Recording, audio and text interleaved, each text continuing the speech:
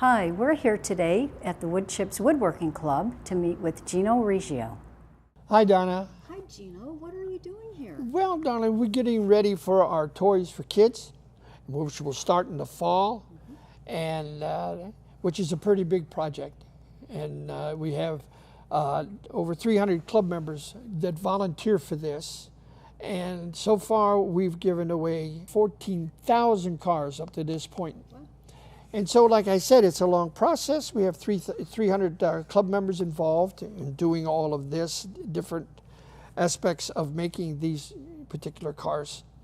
And all the toys are given to these kids.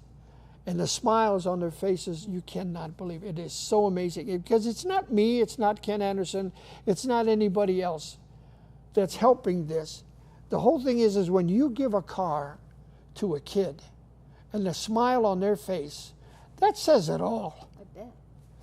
That's a long process. Oh, it is. I mean, there's so many models, and there's just so many things that we do in that process to make them come out like this. I mean, it's amazing. It is a well-worth type of charity that we do. And for 42 charities, that's a lot. That's amazing.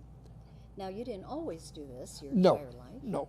What did you do before making toys? I was a musician. I worked in 1950, starting in 1957 with Eddie Cochran. Oh, I remember Eddie Cochran. And had the opportunity to join Eddie and work with him for 2.5 years before he died, which we traveled in a 1959 Country Squire wagon, and we traveled all over by car and pulling a U-Haul trailer. Also in the car was Gene Vincent, Bebop Lula fame, and the Blue Caps. And they were both in the car. And when the car had the accident, Eddie was thrown from the car, never regained consciousness. So they both were in London.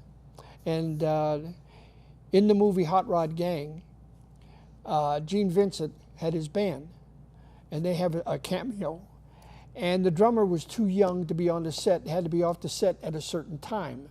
So what they made me do is dress up like their drummer with the shirt and the hat, and when Gene Vincent and the Blue Caps are doing Bebop-A-Lula, you could see through them that I'm sitting in back in the middle playing drums.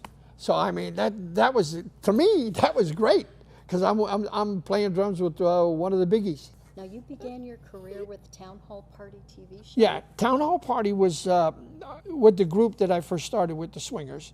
And then we had an opportunity to work with Eddie, which then he joined and asked us to be his band, traveling band. So we did a great job. And he was very amazed, because after that particular show, he turned around and said, "Hey guys, I felt like I was in the studio. Would you like to go on the road with me as my road band?" We all agreed and we went. When we got back home, Eddie came to me and asked me to be his drummer permanently. And I said yes, but I had to talk with Dick, which we did. Everything was great until we got home. I went with Eddie until his accident in London. And after that, I worked with Charlie Blackwell Trio for a year. And then within that time meeting and being with Eddie, we met Trini Lopez. Oh, tell us about Trini Lopez. There is a video out right now. It's Trini Lopez in Australia, 1968. And it shows how happy, or I should say exciting, everybody was when we performed. I mean, I enjoyed every time I worked. Geno, thank you for your time today telling us about the Woodchips project. My and pleasure. Also about your history in the entertainment business. Thank you so very much. This is Donna Faust for sca-tv, Anthem Alive. And on drums, we have a very, very nice Italian gentleman. He's been with me a long time also. His name is Mr. Geno Riggio. Gene Riggio.